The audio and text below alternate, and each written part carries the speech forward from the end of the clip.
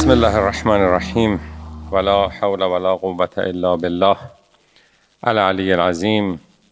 الحمد لله رب العالمین. الحمد لله بجمیع محامده كلها على جمیع نعمه كلها. الحمد لله مالک الملک مجری الفلک مسخر الریاح فالق الاصباح دیان الدین رب العالمین. الحمد لله على حلمه بعد علمه والحمد لله على عفوه بعد قدرته والحمد لله على طول اناته في غضبه وهو قادر على ما يريد. ثم الصلاة والسلام على محمد عبده ورسوله ارسله بالهدى ودين الحق ليظهره على الدين كله ولو كره المشركون. اوصیکم عباد الله و نفسی بتقوی الله و اتباع امره و نهیه و اخوفکم من عقابه. خودم و شما بندگان خدا را به تقوا، به انجام واجبات و ترک محرمات و رعایت دستورات دین مبین اسلام دعوت می کنم و از خدای رحمان و رحیم طلب می کنم که همه ما را توفیق وصول به مقام متقین عنایت بفرماید.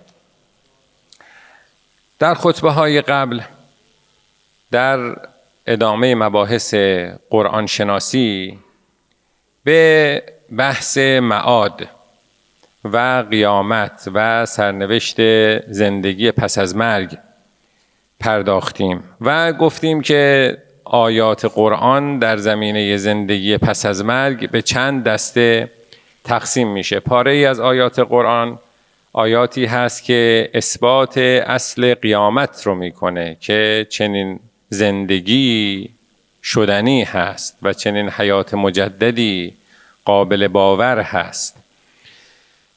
دسته دیگر آیاتی هست که بیان میکنه در عالم هستی، در کائنات، در هنگام قیامت چه اتفاقهایی میفته. کرات، خورشید، ماه، زمین دارای چه وقایعی خواهند شد و کائنات چه سیری رو در اون زمان خواهد داشت. دسته دیگر آیاتی بود که به مسائل زمین میپرداخت که توی کره خود زمین کوهها، دریاها چه ویژگی رو خواهند داشت. دسته دیگری از آیاتی بود که وضعیت انسانها رو در هنگام حیات مجدد و از قبرها زنده شدن و بیرون آمدن ترسیم می کرد که اولین مرحله از مراحل زندگی پس از مرگ چه ویژگی رو داره که ما هفته گذشته این مطلب رو بهش پرداختیم. این هفته به اون دسته از آیاتی می پردازیم که وضع انسان رو پس از رسیدگی به اعمالش، پس از اینکه اون مرحله اول رو گذراند و اعمالش بر او عرضه شد که هفته قبل بیان کردیم، خودش دید کارهایی رو که در این دنیا انجام داده، اعمالی که در این دنیا انجام داده و چه سرنوشتی رو برای خودش ساخته با فعالیت‌ها و عملکردهای این جهانش، چه آخرتی رو برای خودش به وجود آورده. بعد که حالا انسان وضعیت خودش رو براش آشکار شد و خودش داوری کرد و دانست که آخرتش چه حالاتی رو خواهد داشت، آیات قرآن که مرحله دوم زندگی پس از مرگ، یعنی بعد از داوری خداوند و بعد از رسیدگی به اعمالش، بعد چه بر سر انسان خواهد آمد، این آیات خودش در واقع به سه دسته قابل تقسیم هست. آیاتی که روحیه انسانها رو پس از داوری بیان میکنه، یعنی انسانها بعد از اینکه اعمالشون رو مشاهده کردند و مورد قضاوت و داوری خداوند قرار گرفت، خود انسانها حالات روحیشون چگونه خواهد بود. آیاتی که این موارد رو بیان میکنه. آیات دیگری که وضعیت بهشتیان رو در بهشت و دوزخیان رو در دوزخ تصویر میکنه که اینها چه نحو زندگی خواهند داشت، چه وضعیتی رو در زندگی ابدی خودشون، بهشتیان در بهشت و دوزخیان در دوزخ، اون زندگی ابدیشون به چه نحوه خواهد بود. این هم دسته دوم. دسته سوم از آیاتی هست که اشاره خواهیم کرد و خواهیم خوند. آیاتی که میگه اون چه که بر سر بهشتیان میاد نتیجه عمل خودشون هست، خود عملشون هست که این بهشت رو برای خودشون تولید کرده، و اون چه که بر سر دوزخیان میاد خود عمل اونها هست که دوزخ رو برای اونها تصویر کرده که حالا آیاتش رو خواهیم دید. دسته اول از آیات که حالات روحی انسانها رو پس از اینکه اعمالشون رو مشاهده کردند و مورد داوری و قضاوت الهی قرار گرفت، عده‌ای جزو نیکوکاران قرار گرفتند، عده‌ای جزو بدکاران قرار گرفتند. حالات روحی اونها به چه صورت هست که عده‌ای خیلی شادان و سربلند، عده‌ای غمگین و سرافکنده. قرآن می‌فرماید وجوه یومئذ مسفره ضاحکة مستبشره. چهره‌هایی هستند که درخشانند، میخندند، شادانند. ضاحکة مستبشره. در مقابل اونها و وجوه یومئذ علیها غبره ترهقها قتره. چهره‌هایی هست که این چهره‌ها غبار انگار، غبره، غبار بر اونها نشسته، چهره‌ها تاریکه. در مقابل اون چهره‌هایی که شادان و خندان و روسفید هستند، عده دیگری چهره‌هاشون تاریکه و تاریکی، سیاهی چهره اونها رو پوشانده. در آیه دیگری می‌فرماید وجوه یومئذ ناظره الی ربها ناظره. چهرهایی که شادابند، مسرورند، خندانند و الی ربها ناظره، به خدا می‌نگرند. حالا یه نکته اینجا اشاره کنیم بد نیست. این الی ربها ناظره یعنی چی؟ به خدا نگاه میکنند یعنی چی؟ آیا خدا قابل رؤیته؟ قابل دیدنه؟ یه عده معتقدند بله، به قول معروف گروه اشاعره از اهل سنت، اینا معتقدند خدا قابل رؤیته، چون قرآن داره میفرماد الی ربها ناظره، پس خدا قابل دیدن هست. ولی معتزله از اهل سنت و شیعه که عقلانی به مباحث نگاه میکنند، اینا میگن که خدا که جسم یا جسمانی نیست تا قابل رؤیت باشه، پس خدا قابل رؤیت نیست. خود قرآن میفرماید لا تدرک الابصار، چشمها بر خدا احاطه پیدا نمی کند. لا تدرک الابصار. پس اینجا یعنی چی الی ربها ناظره که داره قرآن میگه؟ یعنی اینا به دست خدا، ما خودمون میگیم مثلا به چشمش به پدرشه، یعنی بچه وقتی از پدرش پولی میخواد یا امکاناتی میخواد چشمش به باباشه، یعنی چشم امیدش به پدرشه. اینم الی ربها ناظره کسانی هستند که نیکوکاران، صورتهای درخشان و شادان، اینا همه امیدشون به اینه که حالا خدا نعمتهایی رو که وعده داده به اینها سرازیر بکنه. الی ربها ناظره، سربلندن و به خدا نگاه میکنن، به نعمتهای خدا نگاه میکنن، چشم امیدشون به سرافکنده نیستن، سر به زیر نیستن، شرمنده نیستند از جهانی که برای خودشون ساختند با عمل این دنیا، جهان آخرتی رو که برای خودشون ساختند، سرافکنده و سر به زیر نیستند، سربلندند. الی ربها ناظره. در مقابل و وجوه یومئذ باسره، صورتهای عبوس، در هم کشیده، شرمگین، غمگین. تظن ان یفعل بها فاقره، اینا نگران اون عذابی هستند که قراره بیاد و کمر اینها رو خورد بکنه. تظن ان یفعل بها فاقره. این دو دسته انسان ها. باز آیات متعددی در این ترسیم دو گروه از انسان در مقابل همدیگه، چهره های درخشان، شادان، سربلند و چهره های غمگین، غبار گرفته، سر به زیر، سرافکنده. میبینید همه این آیات معمولاً اون چهره های شادان رو مقدم میکنه بر چهره های غمگین و سرافکنده. ابتدا شروع میکنه با اون ترسیم اون وجه مثبت روحیات انسان ها در قیامت. اما یک جا میبینید برعکس، میاد اول اون چهره های شرمگین و سرفکنده رو بیان میکنه با تفصیل بیشتر. ببینید در سوره غاشیه میفرماید که وجوه یومئذ خاشعه، در روز قیامت چهره هایی هستند زبون سر به زیر، عاملة ناصبه تصلی نارا حامیه تسقی من عین آنیه، کسانی که رنج های بیهوده ای رو در این دنیا کشیدند، برای خودشون آتش سوزانی رو تهیه کردند و از چشمه داغ بر اونها نوشانیده میشه عذاب های اخروی. لیس لهم طعام الا من ضریع لا یسمن ولا یغنی من جوع، هیچ غذایی غیر از مواد در واقع که نه به درد بدنشون میخوره، لا یسمن ولا یغنی من جوع، نه بدن اونها رو سیر میکنه نه اونها رو چاق میکنه فربه میکنه، بر اونها فایده ای بر اونها داره.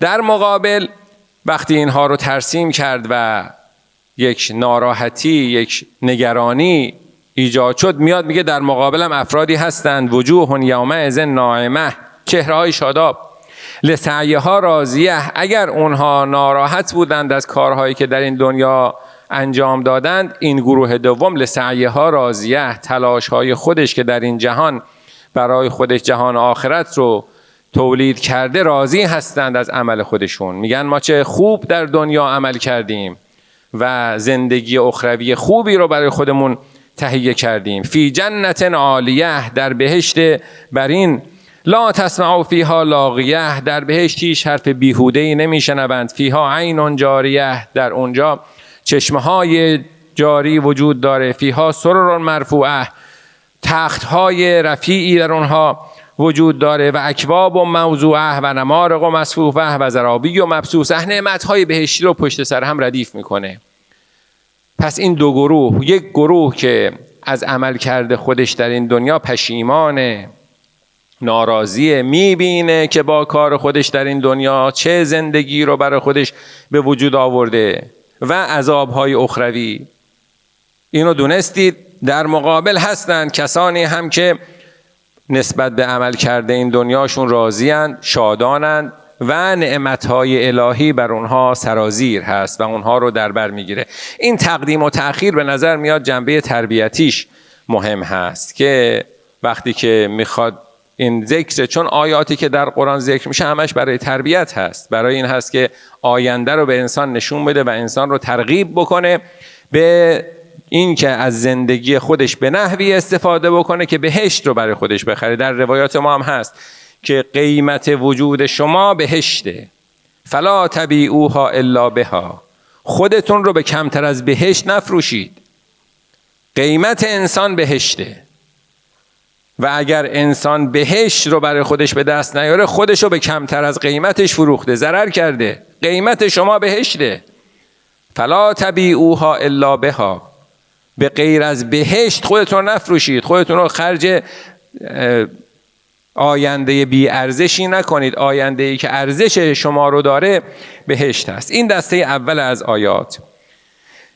دسته دیگر از آیات حالا وضع بهشتیان. بهشتیان در بهشت چه ویژگی رو دارن، چه زندگی رو دارن؟ دوزخیان در دوزخ چه زندگی رو دارن؟ آیات فراوان هست. حتما شما هم اگر دقت کرده باشید در قرآن زیاد برخورد کردید به آیاتی که به وضعیت بهشتیان و وضعیت دوزخیان میپردازه. حالا بعضی از آیات رو ما اینجا ذکر میکنیم. تر المجرمین یومئذ مقرنین فی الاصفاد، انسانهای مجرم، انسانهای بدکار رو میبینید که اونجا در غل و زنجیر گرفتارند. تر المجرمین یومئذ، در روز قیامت در زندگی اخروی، مقرنین فی الاصفاد، سرابیلهم من قطران، لباسهای اونها از قطران هست. قطران ماده چسبنده بدبوی قابل اشتعال رو میگن. خود لباسی که به تن اونها هست خودش این عذاب دهنده اونهاست، هم از لحاظ بو هم از لحاظ خودش مشتعل میشه. سرابیلهم من قطران و تغشا وجوههم النار، آتش تمام صورت اونها، تمام وجه اونها رو میگیره. لیجزی الله کل نفس ما کسبت، خداوند هر کسی رو پاداش آنچه که به دست آورده، خود انسانه که کسب کرده این زندگی پر از عذاب رو برای خودش. لیجزی الله کل نفس ما کسبت ان الله سریع الحساب. یا در آیه دیگه انا اعتدنا للکافرین، ما برای کافرین آماده کردیم سلاسل و اغلالا و سعیرا، غل و زنجیرها رو، آتش سوزان رو. حالا انسان ممکنه بعضیان فکر بکنن قرآن حتی به این ظرافت ها هم توجه کرده. شما دیدید افرادی که مثلا سر و کارشون با آتش هست، خب بعد از یه مدتی دیگه انگار پوستشون حالا به تعبیر ما کلفت شده، جوری شده که کمتر آتش رو احساس میکنن، کمتر اذیت میشن.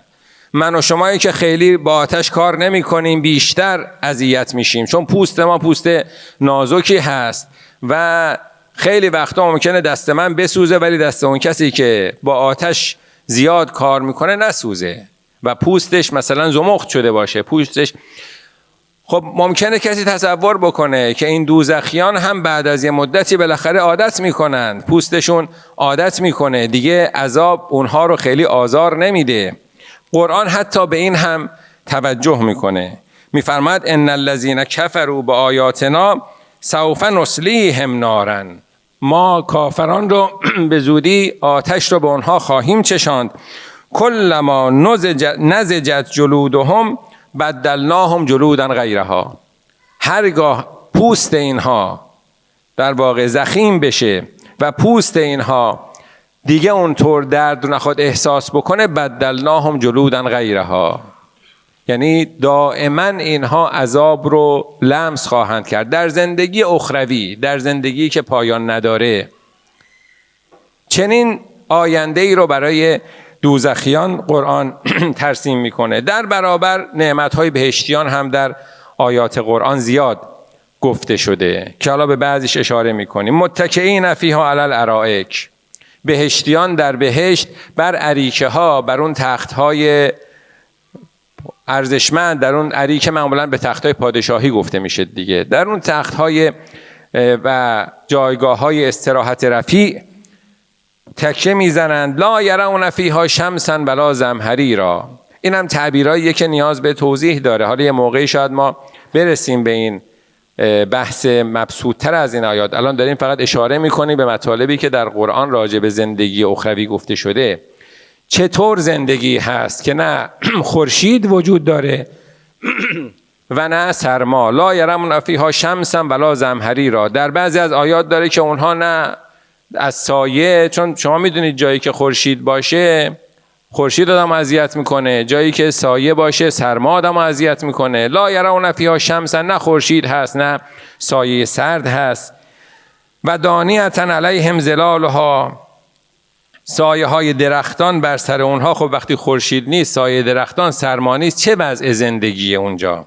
و ذللت قطوفها تذلیلا و یطاف علیهم بآنیة من فضة، نعمت ها اونجا فراوانه و ظروف از فضه. دانیة و یطاف علیهم بآنیة من فضة و اکواب کانت قواریرا، بلورین، ظرف‌های بلورین، شرابی که بهشتیان خورانده میشه در ظرف‌های نقره بلوری، که حالا مفسرین تو اینم بحث دارن چطور میشه هم نقره باشه هم بلورین باشه. بعدش میفرماید که قواریر من فضة، قاروره میشه ظرف‌های بلورین، جام‌های بلورین. این جام بلورینی که از نقره باشه. خیلی مفسرین اینجا روی این بحث کردن که یعنی چی جام بلورین نقره‌ای. خیلی بحث شده مفصل، حالا یه موقعی اگر بحثش بود باید بهش بپردازیم.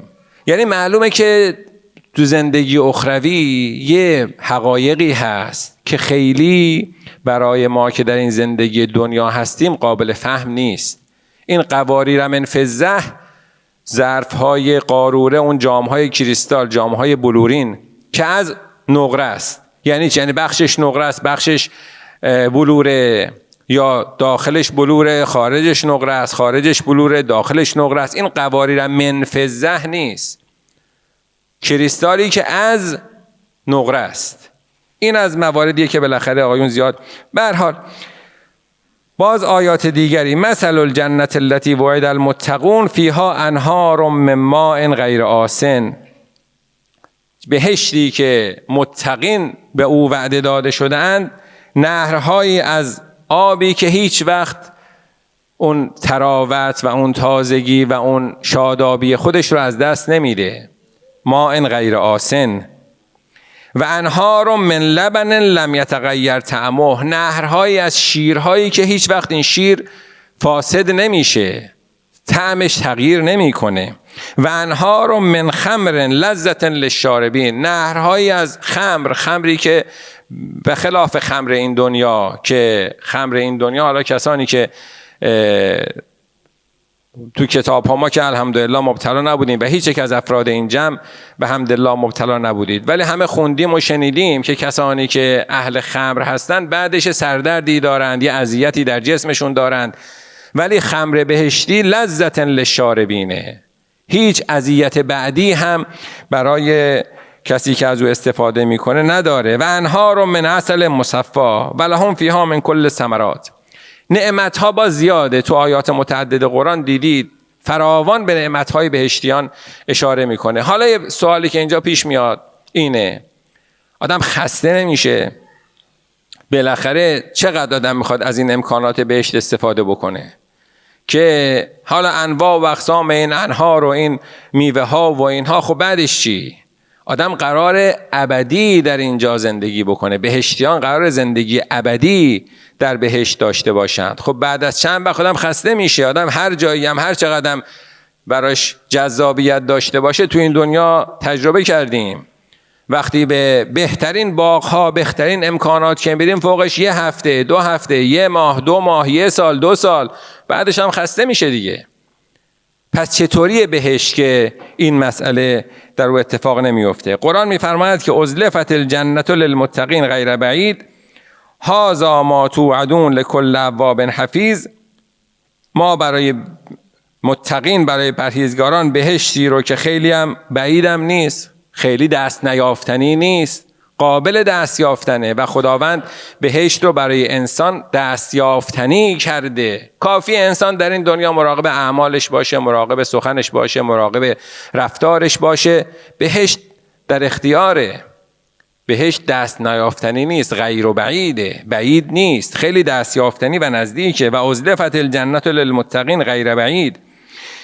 بعد که ذکر میکنه مقداری از نعمتها رو، میفرماید که لهم ما یشاءون فیها ولدینا مزید، تموم شدنی نیست، دائم بهشتیان با نعمتهای جدید خداوندی مواجه میشن. بنابراین بحث تکرار نیست، بحث این نیست که حالا بعد از 1 سال، 2 سال، 10 سال، 20 سال، 50 سال، 100 سال، 200 سال، بالاخره زندگی ابدی که پایان نیافتنیه، آدم خسته بشه دیگه. نه، لدینا مزید، باز هم برای بهشتیان نعمتهای جدیدتر و چیزهایی که شوق انگیزشون باشه و دیگه تکراری نشه و خسته کننده نباشه براشون، خداوند به اونها عرضه میکنه. این هم دسته دوم که بگذاریم. دسته سوم، حالا این پاداش و جزا، پاداش بهشتیان، جزای جهنمیان و دوزخیان، آیا این خب کسی اینجا 50 سال، 60 سال، 70 سال کمتر بیشتر گناه کرده، چرا ابدی اونجا عذاب بشه؟ یا 50 سال، 60 سال اینجا خدمت کرده، عبادت کرده، کار خیر انجام داده، چرا ابدی اونجا در نعمت الهی قرار بگیره؟ آیا یه نحوه تشفی خاطره، یه نحوه دلخنک کردنه، یا نه خود عمل اینجاست که اونجا در واقع مایه عذاب و مایه رحمت میشه؟ حالا مثالی که معمولا ما ممکنه بزنیم، کسی بچه اینجا داره بازی میکنه با میخی، این میخ تو چشمش میره، 1 ثانیه میخ رفت تو چشمش، ولی 70 سال 80 سال تا آخر عمرش دیگه نابیناست. اینطور نیست که بگیم آقا 1 ثانیه تو چشمش میخ رفت، خب 1 ثانیه هم کور باشه، ولی نه، این عملش تا آخر عمرش او رو از این نعمت چشم مثلا محروم کرده. لذا این کاملا قابل قبوله وقتی خود عمل باشه. قرآن میفرماید که وقیل للظالمین ذوقوا ما کنتم تکسبون، این همون چیزی که خودتون کسب کردید. عمل خودتونه. اینطور نیست که به خاطر عملی که شما انجام دادید عذاب میشید. خود عمل شماست که مایه عذاب شماست. ذوقوا ما کنتم تکسبون، اونچه که خودتان کسب کردید. باز آیه قرآن ان الذين یکتمون ما انزل الله من الکتاب و یشترون به ثمنا قلیلا، کسانی که علم الکتاب دارند، قرآن میدونن چی داره میگه، اما حرف قرآن رو یکتمون، حرف قرآن رو میپوشانند و به خاطر متاع دنیا، به خاطر پولی که بهشون داده بشه، به خاطر امکاناتی که بهشون داده بشه، میان خلاف اون رو بیان میکنند. و یشترون به ثمنا قلیلا، اینا اولئک ما یأکلون فی بطونهم الا النار. همین اموالی که به واسطه دروغ نسبت دادن به قرآن و قرآن رو به نحوی، دین رو به نحوی بیان کردن که در مقابلش بشه مثلا زندگی دنیوی رو تأمین کرد، با همین کارشون دارن آتش رو در دل خودشون ذخیره میکنند. ما یأکلون فی بطونهم الا النار. یا باز از این روشن‌تر، کسانی که اموال یتاما رو میخورند. ان الذين یأکلون اموال الیتاما ظلما، کسی که میبینه یک فرد یتیمی هست، خب پشت و پناهی که نداره، زورش هم که به جایی نمیرسه، قدرت دفاع از اموال خودش هم که نداره، این فرد میره و اون مال یتیم رو ظلماً غصب میکنه و استفاده میکنه. ان الذين یأکلون اموال الیتاما ظلما انما یأکلون فی بطونهم نارا. این غذایی که داره میخوره، این مال یتیمی که داره میخوره، داره آتش میخوره. همین آتش هست که در قیامت بروز میکنه و این شخص رو میسوزانه. عین همون کسی که میخ تو چشمش کرد و الی الابد کور خواهد بود تا وقتی زنده از کوره، اینم به واسطه این آتشی که در شکم خودش، در وجود خودش با خوردن مال یتیم فراهم کرده، الی الابد در آتش خواهد بود و سیصلون سعیرا. امیدواریم خداوند به ما توفیق بده بتوانیم با عمل به دستورات قرآن، با شناخت معارف اسلامی و عمل به معارف دین، آینده نیکویی رو برای خودمون مقرر بکنیم. بار الله به ما توفیق شناخت دین خودت و عمل به احکام نورانی اسلام عنایت بفرما. خدایا ما را در زمره عاملان به عمل صالح و مؤمنان قرار بده. بسم الله الرحمن الرحیم. والعصر ان الانسان لفی خسر الا الذين آمنوا وعملوا الصالحات وتواصوا بالحق وتواصوا بالصبر.